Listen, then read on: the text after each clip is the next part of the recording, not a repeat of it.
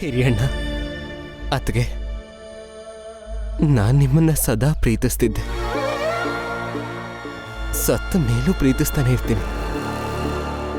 ಆದ್ರೆ ಒಂದು ವೇಳೆ ಇನ್ನೊಂದು ಜನ್ಮ ಅಂತಿದ್ರೆ ನಿಮ್ಮ ಮನೆಯಲ್ಲಿ ಹುಟ್ಟೋದಕ್ಕೆ ನಾನು ಇಷ್ಟಪಡಲ್ಲ.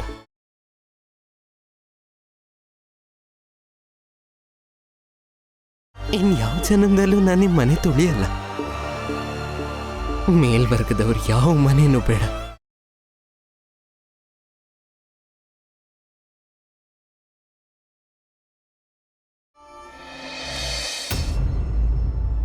ನಾನು ಬ್ಯಾರಿಸ್ಟರ್.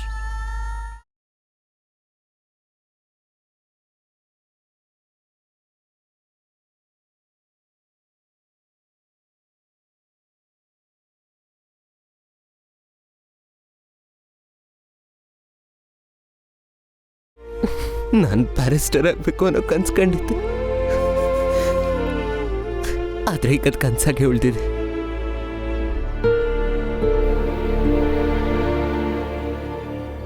ಮೇಲೆ ದೇವ್ರ ಮುಂದೆ ಒಂದೇ ಮನವಿ ಮಾಡೋದು, ನಾನು ಮುಂದಿನ ಜನ್ಮ ಅಂತಿದ್ರೆ ನನ್ನ ಆಯ್ಕೆ ಮನೆಯಲ್ಲೇ ಜನ್ಮ ಕೊಡು ಅಂತ ಕೇಳ್ತೀನಿ. ಸತ್ತ ಸ್ವರ್ಗದಲ್ಲಿರೋ ನನ್ನ ತಾಯಿ ಮತ್ತೆ ನನ್ನ ತಂದೆಯವ್ರ ಮೇಲೆ ಆಣೆ ಮಾಡಿ ಹೇಳ್ತಾ ಇದ್ದೀನಿ, ಮುಂದಿನ ಜನ್ಮ ಅಂತ ಒಂದಿದ್ರೆ ಭೀಮನ್ ಜಾತಿಯಲ್ಲೇ ಹುಟ್ಟೋದಕ್ಕೆ ಇಷ್ಟಪಡ್ತೀನಿ.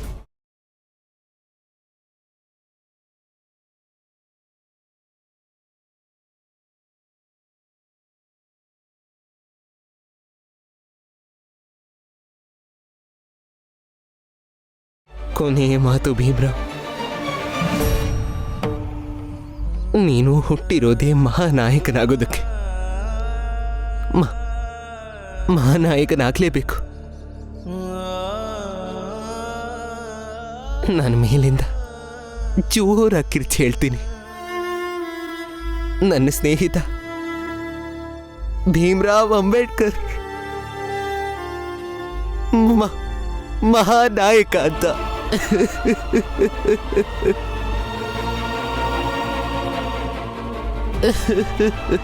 ವೈಭವ್,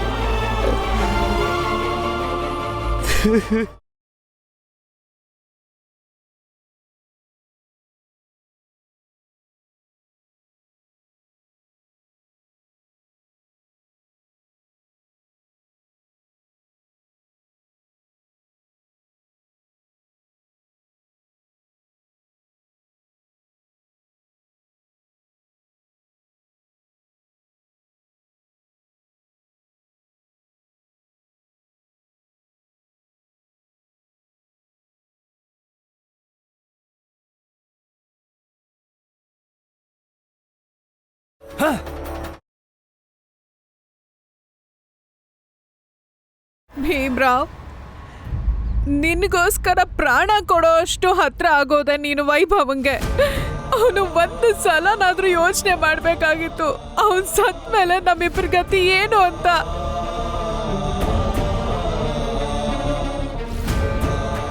ನೀನು ಆತ್ಮಹತ್ಯೆ ಮಾಡ್ಕೊಂಡು ಸಾಬೀತ್ ಮಾಡ್ಬಿಟ್ಟೆ ನಾವಿಬ್ರು ನಿನ್ಗೆ ತಂದೆ ತಾಯಿ ಆಗೋಕೆ ಲಾಯಕ್ಕಿಲ್ಲ ಅಂತ. ಅದಕ್ಕೆ ನಿಮ್ ನೋವು ನನಗೆ ಚೆನ್ನಾಗಿ ಅರ್ಥ ಆಗತ್ತೆ. ನಾವೆಲ್ಲ ಸೇರಿ ವೈಭವ್ ಮೂರ್ತಿಗಳ ಅಂತಿಮ ಸಂಸ್ಕಾರ ಮಾಡ್ತೀವಿ. ಹಿರಿಯಣ್ಣ, ಅತ್ಗೆ, ನಾನು ನಿಮ್ಮನ್ನ ಸದಾ ಪ್ರೀತಿಸ್ತಿದ್ದೆ. ಸತ್ತ ಮೇಲೂ ಪ್ರೀತಿಸ್ತಾನೆ ಇರ್ತೀನಿ. ಆದ್ರೆ ಒಂದು ವೇಳೆ ಇನ್ನೊಂದು ಜನ್ಮ ಅಂತಿದ್ರೆ ಸತ್ತ ಸ್ವರ್ಗದಲ್ಲಿರೋ ನನ್ನ ತಾಯಿ ಮತ್ತೆ ನನ್ನ ತಂದೆಯವ್ರ ಮೇಲೆ ಆಣೆ ಮಾಡಿ ಹೇಳ್ತಾ ಇದ್ದೀನಿ, ಮುಂದಿನ ಜನ್ಮ ಅಂತ ಒಂದಿದ್ರೆ ಭೀಮನ್ ಜಾತಿಯಲ್ಲೇ ಹುಟ್ಟೋದಕ್ಕೆ ಇಷ್ಟಪಡ್ತೀನಿ. ಬೇಡ ನರೋತ್ತಮ, ಯಾರು ಏನು ಮಾಡೋದು ಬೇಡ. ಆದ್ರೆ ಪ್ರಚಂಡ ಮೂರ್ತಿಗಳ ಇವ್ರು ನಿಮ್ ತಮ್ಮ ಆಗಿದ್ದ.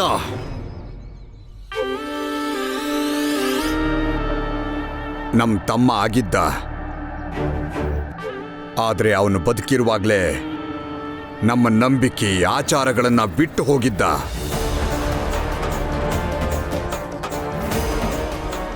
ಇನ್ನು ಸತ್ತ ಮೇಲೆ ಎಂತ ಸಂಬಂಧ?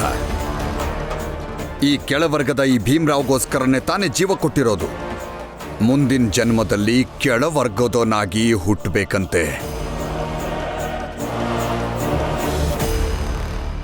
ಈ ಭೀಮ್ರಾವ್ ಈ ದೇಹನ ಏನ್ ಮಾಡಬೇಕು ಅಂತ ನಿರ್ಧಾರ ಮಾಡ್ಲಿ. ಬೇಡ ರೀ. ಬಿದ್ದಿರ್ಲಿ ಬಿಡು.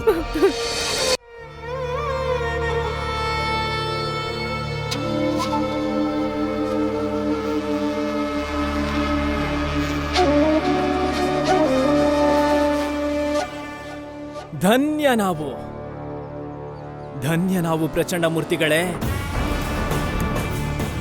ಈಗ ನಾವ್ ಇಲ್ಲಿಂದ ಹೋಗ್ತೀವಿ, ಆದ್ರೆ ನಾವಿವತ್ತು ಇಲ್ಲಿಂದ ಹೋಗೋಕ್ಕೂ ಮುಂಚೆ ಒಂದು ಸಂಕಲ್ಪ ಮಾಡಿ ಹೋಗ್ತೀವಿ. ನಂಬಿಕೆ, ನಾವು ನಮ್ಮ ಆಚಾರ ವಿಚಾರ ವರ್ಗದ ವಿಷಯ ಅಂತ ಬಂದ್ರೆ ನಾವು ಪ್ರಚಂಡ ಮೂರ್ತಿಗಳ ರೀತಿ ಆಗೋಣ. ಯಾಕೆ ಅಂದ್ರೆ ತಮ್ಮ ನಂಬಿಕೆ, ತಮ್ಮ ಜಾತಿ, ತಮ್ಮ ವಿಚಾರಗಳ ರಕ್ಷಣೆ ಮಾಡಕ್ಕೆ ಸ್ವಂತ ತಮ್ಮನ್ನೇ, ತಮ್ಮ ಮಾತ್ರ ಅಲ್ಲ ತಮ್ಮ ಮಗನಂತ ತಮ್ಮನ್ನೇ ಅವರು ತ್ಯಾಗ ಮಾಡಿದ್ದಾರೆ. ಪ್ರಚಂಡ ಮೂರ್ತಿಗಳೇ, ನಿಮ್ಮನ್ನ ಎಷ್ಟು ಹೊಗಳಿದ್ರು ಇನ್ನೆಷ್ಟು ಹೊಗಳಿದ್ರು ಸಾಲೋದೇ ಇಲ್ಲ. ನೀವು ನಮಗೆ ಆದರ್ಶ. ಪ್ರಚಂಡ ಗುರುಗಳಿಗೆ, ಪ್ರಚಂಡ ಗುರುಗಳಿಗೆ, ಪ್ರಚಂಡ ಗುರುಗಳಿಗೆ, ಪ್ರಚಂಡ ಗುರುಗಳಿಗೆ, ಪ್ರಚಂಡ ಗುರುಗಳಿಗೆ, ಪ್ರಚಂಡ ಗುರುಗಳಿಗೆ, ಪ್ರಚಂಡ ಗುರುಗಳಿಗೆ, ಪ್ರಚಂಡ ಗುರುಗಳಿಗೆ, ಪ್ರಚಂಡ ಗುರುಗಳಿಗೆ, ಪ್ರಚಂಡ ಗುರುಗಳಿಗೆ, ಪ್ರಚಂಡ ಗುರುಗಳಿಗೆ, ಪ್ರಚಂಡ ಗುರುಗಳಿಗೆ.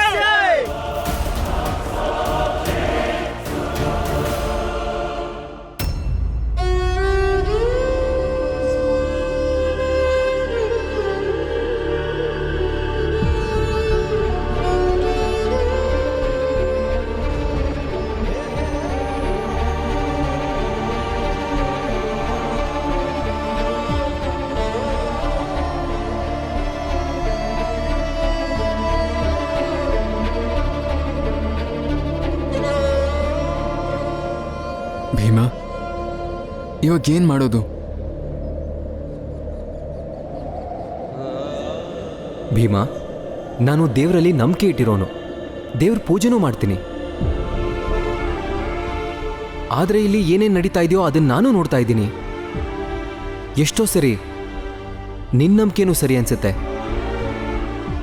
ತೊಂದರೆ ಇಲ್ಲ ವೈಭವ್. ನೋಡು, ನನ್ನ ನಂಬಿಕೆ ಇಷ್ಟೇ.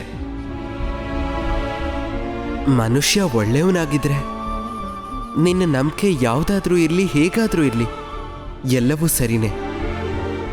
ಅಕಸ್ಮಾತ್ ಮನುಷ್ಯತ್ವನೇ ಇಲ್ಲದೆ ಹೋದ್ರೆ, ಆದರೆ ಅವನು ಎಂಥದೇ ನಂಬಿಕೆ ಇಟ್ಕೊಂಡಿದ್ರು ಕೂಡ ಅದರಿಂದ ಏನೂ ಪ್ರಯೋಜನ ಇಲ್ಲ. ಆತ ಕೆಟ್ಟವನಾಗೇ ಇರ್ತಾನೆ.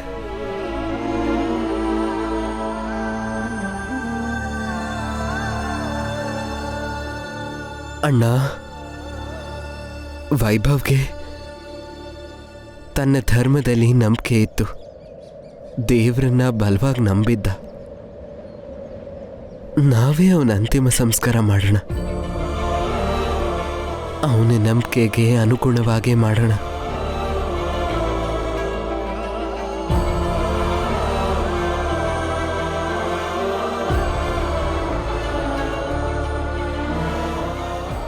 ನೀನು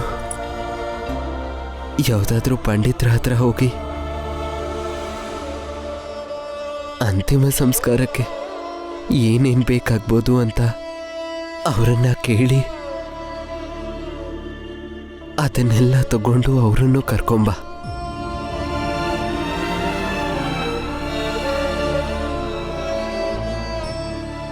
ಸರಿ ಭೀಮಾ.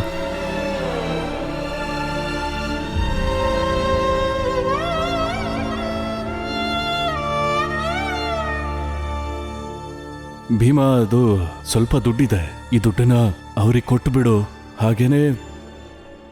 ಹಾಗೇನೆ ಪುಸ್ತಕ ಕೊಡಿಸಿದ್ದಕ್ಕೆ ನನ್ನ ಕಡೆಯಿಂದ ಧನ್ಯವಾದ ತಿಳಿಸ್ಬಿಡು. ವೈಭವ ಮೂರ್ತಿಗಳೇ, ಹೀಗೆ ಹೊರೆ ಹೊರಿಸಿ ನಮ್ಮನ್ನ ಬಿಟ್ಟು ಹೋದ್ರೆ ಹೇಗೆ? ನಿಮ್ಮ ಈ ಋಣ ನಮ್ಮ ಮೇಲೆ ಸದಾ ಇರುತ್ತೆ.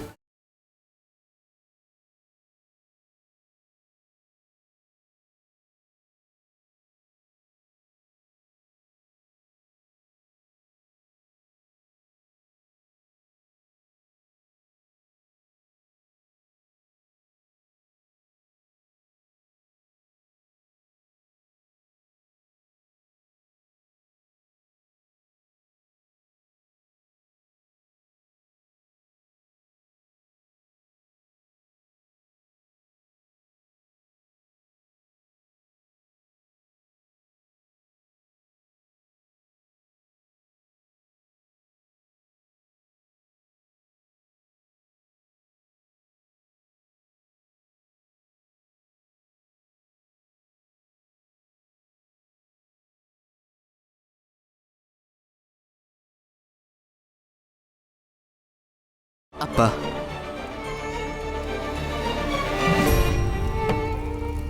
ನಮ್ಮ ಸ್ನೇಹದ ಪರಿಣಾಮವಾಗಿ ವೈಭವ್ ಜನರಿಂದ ಅವಮಾನ ಅನುಭವಿಸ್ಕೋಬೇಕಾಯ್ತು. ಜೀವನದಲ್ಲಿ ಸೋತು ಆತ್ಮಹತ್ಯೆ ಮಾಡ್ಕೊಂಡ. ಹೀಗೆಲ್ಲ ಯಾರೋ ಆತ್ಮಹತ್ಯೆ ಮಾಡ್ಕೋಬಾರ್ದು ಅಪ್ಪ. ಯಾಕೆ ಮಾಡ್ಕೋಬೇಕು ಹೇಳಿ?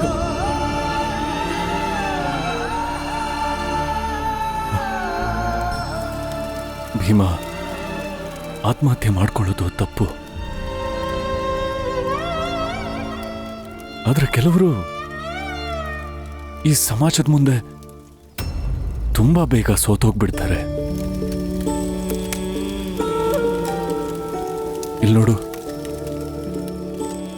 ಜೀವನದಲ್ಲಿ ಸದಾಕಾಲ ಒಂದು ವಿಷಯ ನೆನಪಲ್ಲಿಟ್ಕೋ. ಕೆಲವೊಂದು ಸಲ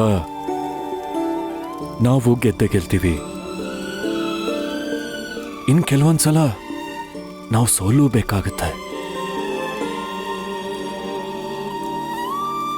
ನಾವು ಗೆಲುವನ್ನ ಸಾಧಿಸ್ತಾ ಏನಾದ್ರೂ ಹೋದ್ರೆ ನಾವು ಸಾವಿಗೆ ಶರಣಾಗಬೇಕು ಅಂತೇನಿಲ್ವಲ್ಲ. ಬದಲಾಗಿ ಹೊಸ ಭರವಸೆಯಲ್ಲಿ ಮುಂದುವರಿಬೇಕಾಗತ್ತೆ. ಆದ್ರೆ ಅಪ್ಪ, ಒಂದು ವಿಷಯ ಅಂತೂ ನಿಜ ಅಲ್ವಾ?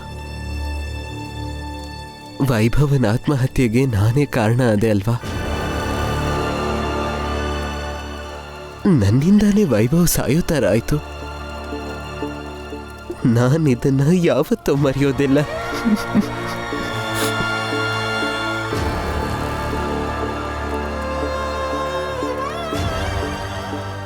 ಇಲ್ಲಿ ನೋಡು ಭೀಮಾ, ವೈಭವ್ ತನ್ನ ಜೀವನ ತ್ಯಾಗ ಮಾಡಿದ್ದಾನೆ. ಈ ತ್ಯಾಗದ ಬೆಲೆ ಏನು ಅಂತ ನೀನೀಗ ನಿರ್ಧಾರ ಮಾಡಬೇಕು. ನೀನೆಷ್ಟು ಚೆನ್ನಾಗಿ ಬೆಳಿತೀಯೋ ಅವರ ತ್ಯಾಗಕ್ಕೆ ಅಷ್ಟು ಬೆಲೆ ಸಿಗುತ್ತೆ. ಈ ವಿಷಯದಲ್ಲಿ ನೀನು ಸ್ವಾರ್ಥಿಯಾಗಲೇಬೇಕು. ವೈಭವ್ನ ಸಾವು ನಿನ್ನ ಜೀವನದ ಅಡಿಪಾಯ ಆಗಲೇಬೇಕು.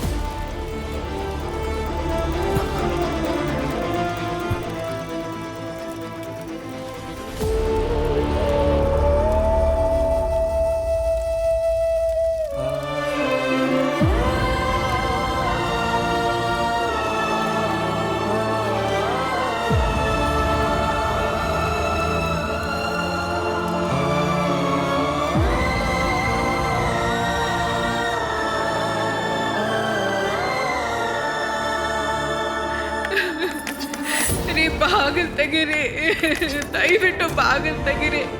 ನಾನು ಹೋಗಿ ವೈಭವ್ ನೋಡ್ಕೊಂಡ್ ಬರ್ತೀನಿ. ದಯವಿಟ್ಟು ಬಾಗಿಲು ತೆಗೀರಿ ರೀ, ಬಾಗಿಲು ತೆಗೀರಿ. ನಾನು ವೈಭವನ ಹತ್ರ ಹೋಗ್ಬೇಕು. ಬಾಗಿಲು ತೆಗೀರಿ, ದಯವಿಟ್ಟು ಬಾಗಿಲು ತೆಗೀರಿ.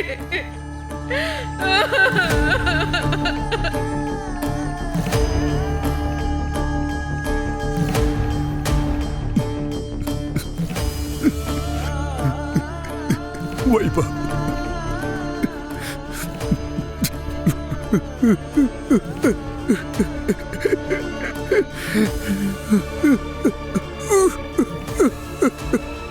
ವೈಭವ್ ನನ್ನ ಮಗ. ನನ್ನ 3 ಜನ ತಮ್ಮಂದ್ರಲ್ಲಿ ನಿನ್ನ ಮಗ ಅಂತ ತೊಡೆ ಮೇಲೆ ಕೂಡಿಸ್ಕೊಂಡಿದ್ದೆ. ನಮ್ಮ ಇಡೀ ಕಾಂದಾನದಲ್ಲೇ ಓದೋದ್ರಲ್ಲಿ ತುಂಬಾ ಮುಂದಿದ್ದೋನು ನೀನೊಬ್ಬನೇ. ಎಲ್ರ ಮುಂದೆ ಹೆಮ್ಮೆಯಿಂದ ಹೇಳ್ಕೊಂಡಿದ್ದೆ, ವೈಭವ್ ನಮ್ಮ ವಂಶದ ಹೆಸರನ್ನ ಬೆಳಗಿಸ್ತಾನೆ ಅಂತ. ನಮಗಂತೂ ಮಗು ಇಲ್ಲ, ಆದ್ರೆ ನೀನು ಸ್ವಂತ ಮಗಂಗಿಂತ ಏನೂ ಕಮ್ಮಿ ಇಲ್ಲ. ಪ್ಲೀಸ್, ನನಗೆ ಸೇರ್ಬೇಕಾಗಿರೋ ಆಸ್ತಿ ನನಗೆ ಕೊಟ್ಬಿಡಿ. ನಾನು ಲಂಡನ್ಗೆ ಹೊರಟ್ಬಿಡ್ತೀನಿ.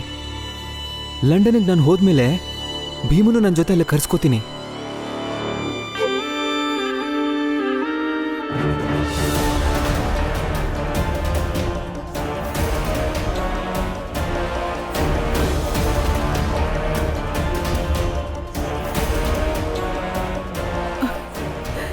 ಬಾಗಿಲು ತೆಗೀರಿ. ನಾನು ವೈಭವ ನೋಡ್ಕೊಂಡು ಬರ್ತೀನಿ.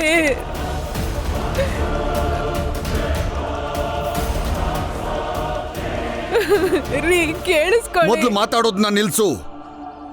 ನಿನ್ನ ಕಣ್ಣೀರಿಗೆ ಬೆಲೆ ಕೊಡೋರು ಯಾರು ಇಲ್ಲ ಇಲ್ಲಿ. ಅಳ್ತಾ ಕೂರೋ ಸಮಯ ಅಲ್ಲ ಇದು. ಅಯ್ಯೋ ಅಂದ್ರೆ ಯಾರೂ ಕೇಳಲ್ಲ. ಪ್ರತಿಕಾರ ತೆಗೆದುಕೊಳ್ಳೋ ಸಮಯ ಇದು. ಇದು ಏನ್ ಮಾಡಕ್ ಹೊರಟಿದ್ದೀರಾ? ನನ್ನ ತಮ್ಮ ಸತ್ತಿರೋದಕ್ಕೆ ದುಃಖ ನನಗೂ ಇದೆ. ನನ್ನ ಮನಸ್ಸಿಗೆ ಏನ್ ಸರಿ ಅಂತ ಕಾಣಿಸುತ್ತೋ ಅದನ್ನೇ ಮಾಡಕ್ ಹೊರಟಿದ್ದೀನಿ.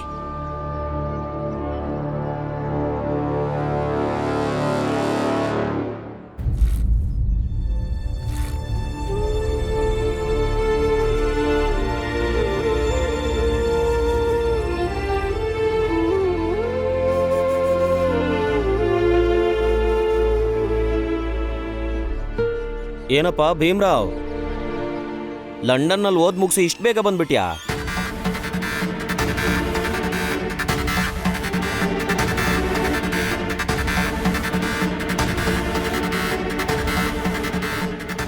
ಅದೆಂಗ್ ಹೋಗೋದಿಕ್ ಬಿಟ್ಬಿಡ್ತೀನಿ. ಮೊದಲು ನಾನು ಕೇಳೋ ಪ್ರಶ್ನೆಗೆ ಉತ್ತರ ಕೊಟ್ಟು ಹೋಗು.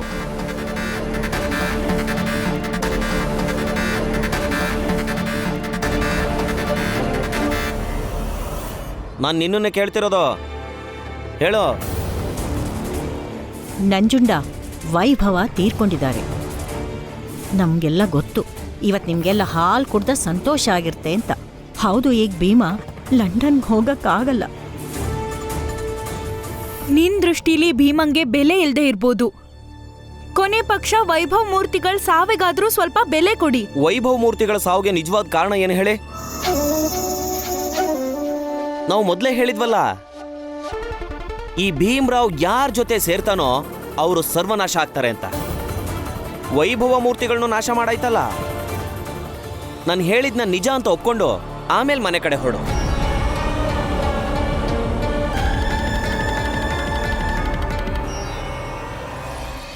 ನಂಜುಂಡ ಅವ್ರೆ,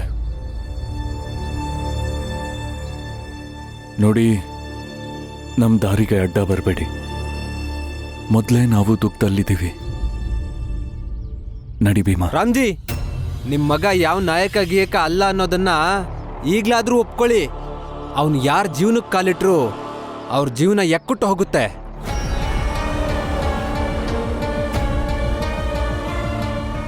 ಎಲ್ರೂ ತುಂಬಾ ಮೇಲಕ್ಕೆ ಹಾರಾಡ್ತಿದ್ರು ಅತ್ತೆ. ಭೀಮ್ಬಾವ ಲಂಡನ್ಗೆ ಹೋಗ್ತಾರೆ, ಓದ್ತಾರೆ ಅಂತ. ತಗೊಳ್ಳಿ, ಈಗ ನೋಡಿ ಹೇಗೆ ಎಲ್ರೂ ತಿರುಗಿ ಬಿದ್ದಿದ್ದಾರೆ ಅಂತ. ನನ್ನ ಬಿಟ್ಟು ಬೇರೆಯವ್ರ ಜೀವನದಲ್ಲಿ ತಲೆ ಹಾಕಿದಾರ? ನನ್ನಷ್ಟು ಖುಷಿಯಾಗಿ ಯಾರಿದ್ದಾರೆ ಇಲ್ಲಿ? ಅಯ್ಯೋ, ಕಣ್ಣಿಗೆ ಬಟ್ಟೆ ಕಟ್ಕೊಂಡ್ರೆ ಸತ್ಯ ಹೆಂಗಮ್ಮ ಗೊತ್ತಾಗುತ್ತೆ ನಿಂಗೆ? ಹಾ, ನಿನ್ ತಮ್ಮ ಕಾಣೆಯಾಗಿ ತಿಂಗಳುಗಳೇ ಕಳೆದು ಹೋದ್ವು. ಇದ್ರ ಬಗ್ಗೆ ನಿನಗೇನಾದ್ರೂ ಯೋಚನೆ ಇದೆಯಾ? ಕೂತು ನಿಧಾನವಾಗಿ ಯೋಚನೆ ಮಾಡಿದ್ರೆ ಎಲ್ಲ ಅರ್ಥ ಆಗುತ್ತೆ ನಿನ್ಗೆ. ಅವನ್ ಕಾಣೆ ಆಗಿರೋದಕ್ಕೆ ಭೀಮನ್ ಕೈವಾಡ ಇದೆ ಅಂತ. ಹಾ, ನಾನ್ ಕೆಟ್ಟೋನೆ.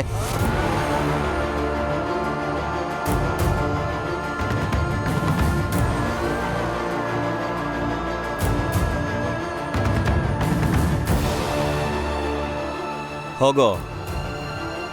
ಇನ್ಯಾವತ್ತೂ ಕಂಡೋರ್ ಜೀವದ ಜೊತೆ ಆಟ ಆಡಕ್ ಹೋಗ್ಬೇಡ. ಭೀಮ್ರಾವ್, ಭೀಮ್ರಾವ್. ನಮಸ್ತೆ ಗುರುಗಳೇ. ನಮಸ್ಕಾರ. ಹಾ, ಹೇಳಿ. ರಾಮ್ಜಿ, ನಾನು ತುರ್ತು ಕೆಲಸದ ಸಂಬಂಧ ನಾಸಿಕ್ಗೆ ಹೋಗಿದ್ದೆ. ಲಂಡನ್ಗೆ ಹೋಗೋದಕ್ಕೆ ಭೀಮ್ರಾವ್ಗೆ ಯಾವ್ಯಾವ ದಾಖಲಾತಿಗಳು ಬೇಕು ಅಂತ ತಿಳಿಸ್ಬೇಕಿತ್ತು.